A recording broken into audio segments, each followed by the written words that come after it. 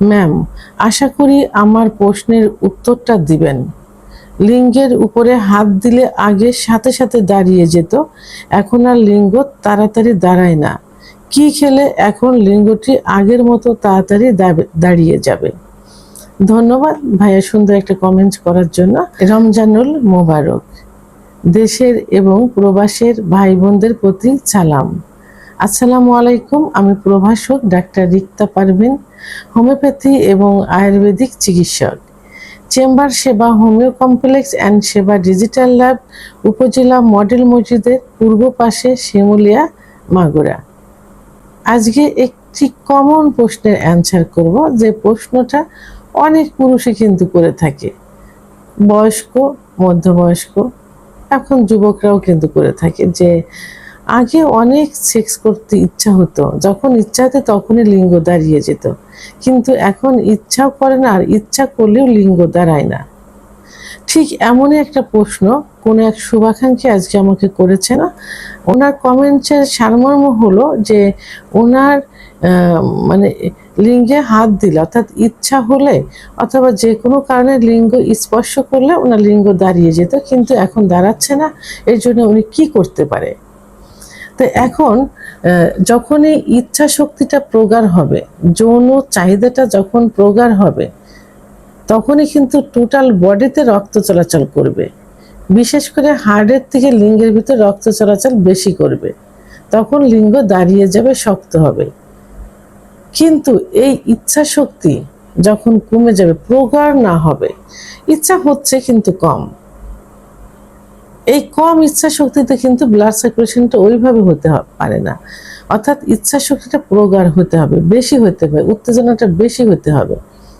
যখনই হবে তখনই রক্ত চলাচল করবে, আর তখনই কিন্তু লিঙ্গ দাঁড়িয়ে যাবে।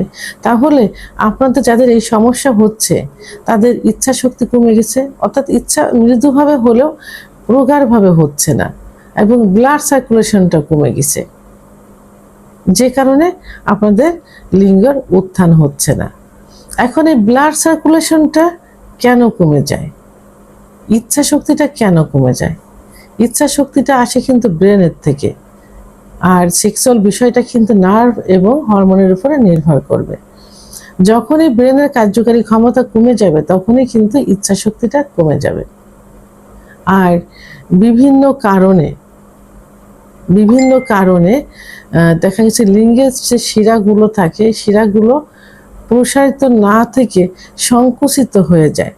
সেটা অতিরিক্ত হস্তমৈথুনের কারণে হতে পারে, বিছানায় ঘর্ষণ দিয়ে বীর্যপাতের কারণে হতে পারে, সমকামিতার অতিরিক্ত স্বপ্নদোষ, অতিরিক্ত যৌন মিলনের কারণেও হতে পারে, আবার আঘাত লাগার কারণেও কিন্তু হতে পারে, যে লিঙ্গের শিরাগুলো সংকুচিত হয়ে গেছে। তো ইচ্ছা শক্তি প্রগাঢ় হচ্ছে, কিন্তু ব্লাড সার্কুলেশনটা সঠিক মতো হতে পারছে না। তো এখন এর সমস্যার সমাধানের জন্য প্রথমে কি করতে হবে? অবশ্যই একজন অভিজ্ঞ সম্পন্ন রেজিস্টারকৃত ডাক্তারের শরণাপন্ন হতে হবে। ডাক্তার কিছু পরীক্ষা নিরীক্ষা দিবেন এবং রোগীর কাছে কিছু প্রশ্ন করবেন। সেটা জানার পরে যে কারণে হয়েছে, পরীক্ষার রিপোর্টগুলো দেখে এবং রোগের মুখের থেকে জেনে যে কারণে হয়েছে সেই কারণগুলো বন্ধ করতে হবে। বন্ধ করে ডাক্তার যে চিকিৎসা দিবেন, সেই চিকিৎসা গ্রহণ করতে হবে, সঠিক নিয়মে সঠিক সময় পর্যন্ত সে ব্যবস্থা নিতে হবে।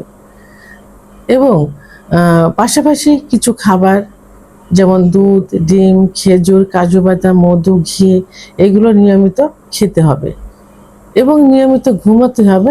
দুশ্চিন্তা বন্ধ করতে হবে, পরিমিত পরিমাণ পানি পান করতে হবে। তাহলে আপনারা এই উত্থানজনিত সমস্যা থেকে বেরিয়ে আসতে পারবেন। আপনি হারানো যৌবন ফিরে পাবেন, ইনশাল্লাহ আগের মতো হয়ে যাবে। কারণ পুরুষের সেক্স কখনো নষ্ট হয় না, মৃত্যুর আগ পর্যন্ত কিন্তু ভালো থাকে। এবং 30-এর পরে যে কিছু 30-25-এর পরে যে কিছু রোগ হয়, যেমন ডায়াবেটিস, উচ্চ রক্তচাপ, হার্টের সমস্যা, কোলেস্টেরল, লিভারের সমস্যা, ক্যান্সার, বিভিন্ন সমস্যা হয়, যেগুলো পরীক্ষার মাধ্যমে কিন্তু ধরা পড়বে। এবং সেভাবে এগুলো কন্ট্রোল রাখলে এবং সঠিক চিকিৎসকের নিয়ন্ত্রণে থাকলে ইনশাল্লাহ সবকিছু আগের মতো হয়ে যাবে। ভিডিওটি সম্পর্কে যদি কোনো মতামত থেকে থাকে অবশ্যই কমেন্টসের মাধ্যমে জানাবেন। আর ভিডিওটি ভালো লাগলে লাইক, কমেন্ট, সাবস্ক্রাইব করে আমার সঙ্গে থাকুন। আল্লাহ হাফেজ।